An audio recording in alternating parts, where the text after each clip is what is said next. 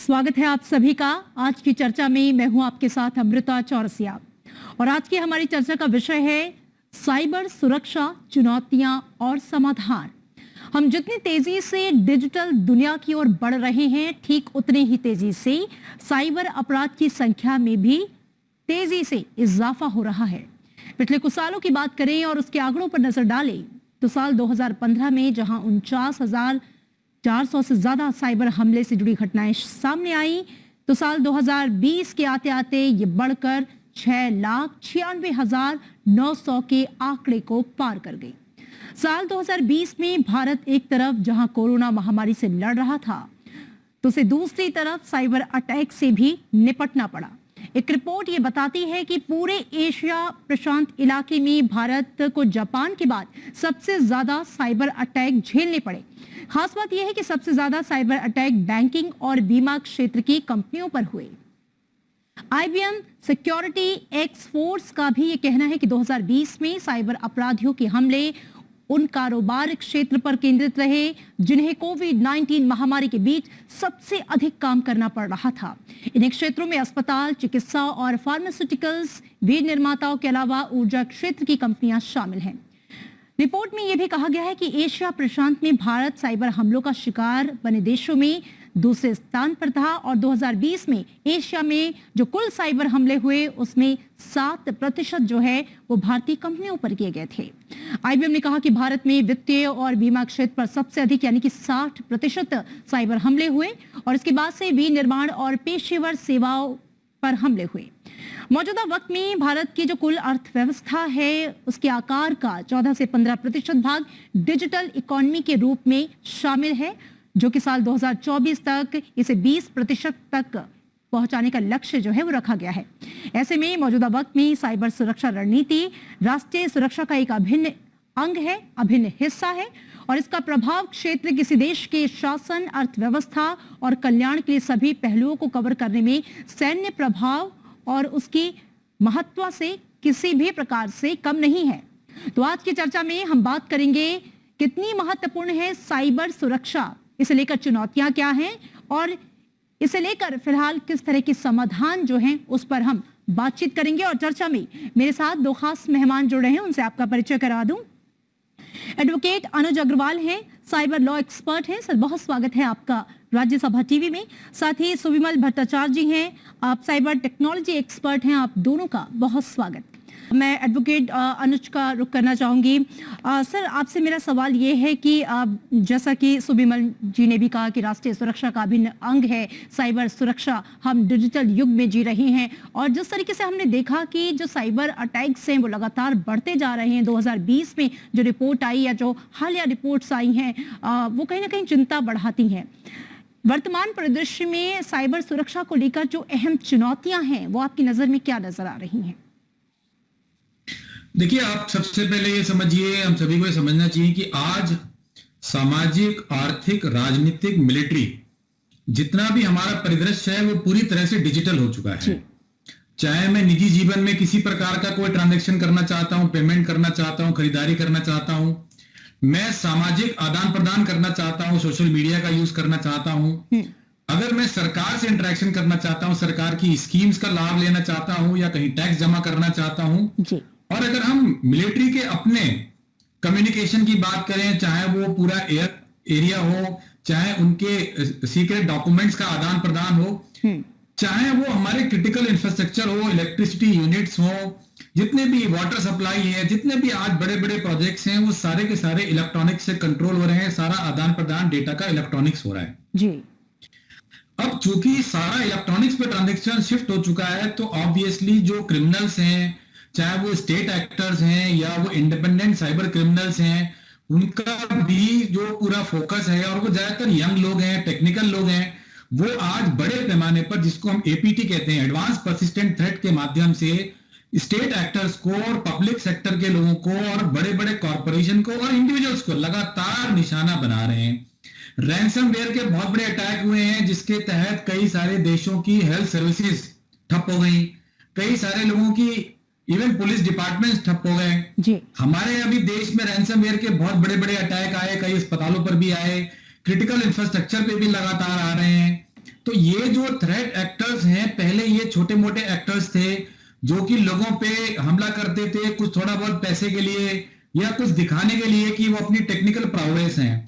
अब ये पूरी तरह से ग्लोबली ऑर्गेनाइज्ड हो चुके हैं, इनके बहुत बड़े बड़े गैंग्स बन चुके हैं, और ऐसा भी माना जाता है कि इन गैंग्स को अब कुछ राष्ट्रों की, जिसे हम लोग कहते हैं स्टेट एक्टर्स की तरफ से हेल्प मिल रही है, चाहे वो टेक्नोलॉजिकल हेल्प है या उन्हें कवर मिलता है कि वो अपना काम करके वहां छुप जाते हैं और लॉ एनफोर्समेंट की नजरों से बचे रहते हैं।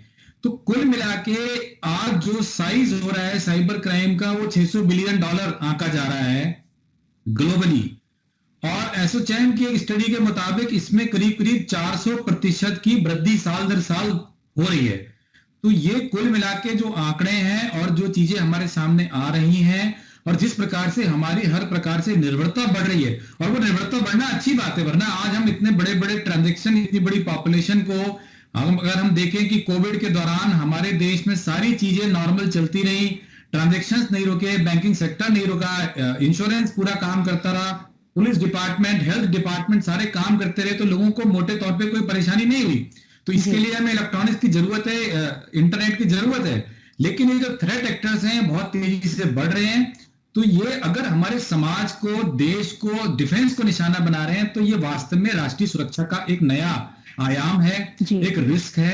सरकार की तरफ से कुछ एजेंसीज हैं जो इस पर एक्टिव हैं इसको रोकथाम करने के लिए, बट मुझे लगता है कि वो थोड़ा पीछे हैं, और ये एक्टर्स कहीं ना कहीं, चूंकि ये इनको कवर मिल जाता है कुछ छोटे छोटे देशों में, या कुछ हमारे जो दुश्मन देश हो सकते हैं, जो देश ऊपर से हमारा दोस्त होने का बहाना करते हैं लेकिन पीछे से कहीं ना कहीं ये चाहते हैं कि भारत तरक्की ना करे, वो निश्चित रूप से इनको ओवर्टली और कोवर्टली हेल्प कर रहे हैं, जिसकी वजह से हमारे लिए चुनौतियां बहुत ज्यादा बढ़ चुकी हैं। और ये वो समय है कि लोगों को और सरकार को मिलजुल कर इसका सामना करने के लिए बड़े पैमाने पर प्रयास करते हुए एक कंसर्टेड एफर्ट करने की जरूरत है। अब इसमें देरी करने का कोई इसमें सवाल नहीं है, बिल्कुल भी इसमें ये नहीं सोचना चाहिए कि हम कल करेंगे, परसों करेंगे, अगले साल करेंगे, अभी क्या जल्दी है।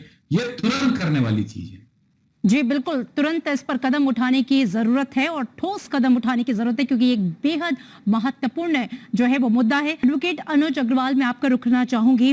आप भी ये महसूस करते हैं कि क्या इस वक्त देश में साइबर सक्रिय जो डिफेंस सिस्टम है उसकी क्या कमी महसूस करते हैं? क्योंकि भारत में भी यूरोपीय संघ की तरह जनरल डेटा प्रोटेक्शन रेगुलेशन यानी कि GDPR या अमेरिका के clarifying lawful overseas use of data अधिनियम की तरह सक्रिय साइबर डिफेंस का जो कमी महसूस की जा रही है, आप ये मानते हैं कि इस तरह का कोई सिस्टम यहां पर भी आने की जरूरत है?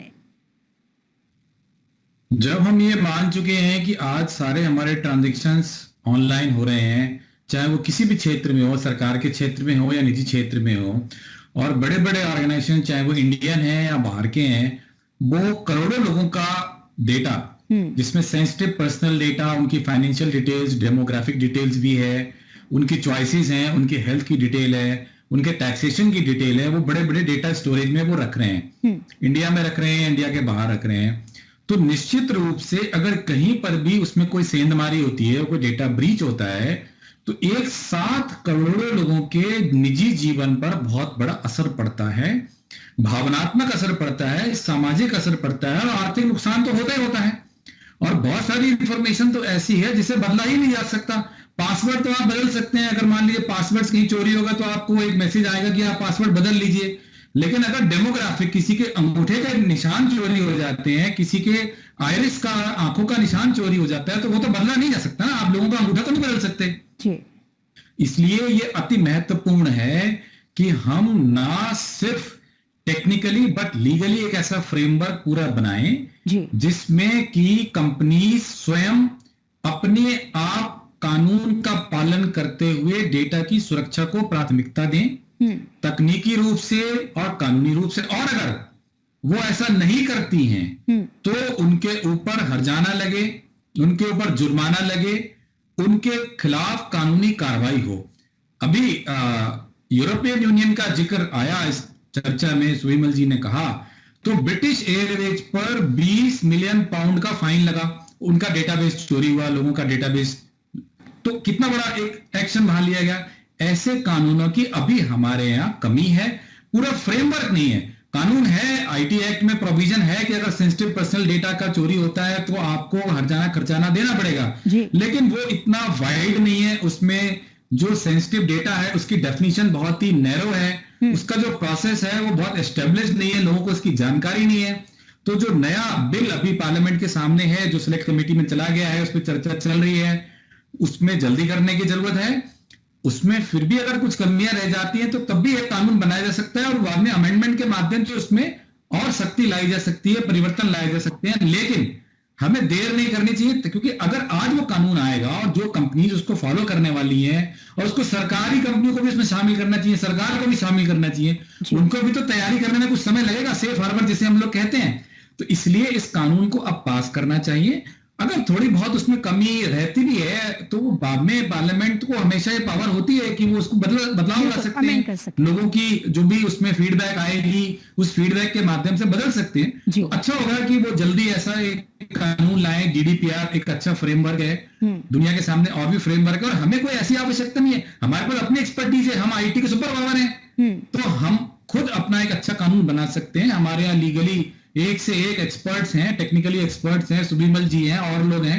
इन सबको बैठा के इनसे जानकारी लेके जल्दी करने की आवश्यकता है, ताकि हमारे लोगों का डेटा इससे पहले देश के बाहर चला जाए या अपराधियों के हाथ में चला जाए, हम उसे सुरक्षित कर लें। बिल्कुल, जिस तरह से एक डिजिटल युग में हम डिजिटलीकरण की ओर बढ़ रहे हैं, ये सेफ्टी मेजर्स जो हैं वो बेहद ही महत्वपूर्ण हो जाते हैं। आप दोनों खास मेहमानों का बहुत शुक्रिया इस चर्चा में शामिल होने के लिए, इस सार्थक चर्चा के लिए बहुत बहुत धन्यवाद।